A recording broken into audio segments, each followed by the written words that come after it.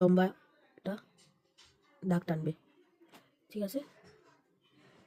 তারপর আবার একটা লম্বা দাগ টানলে, এবং পরপর টানতে টানতে যাবে, ঠিক আছে।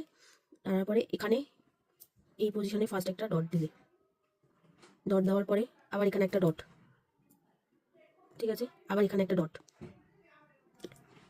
আবার ডট,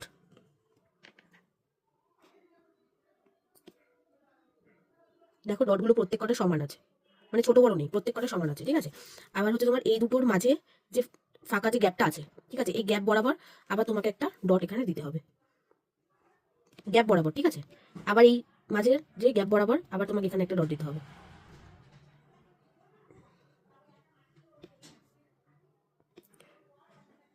পরপর ডট দিয়ে নিলে, আবার লাইন টানলে,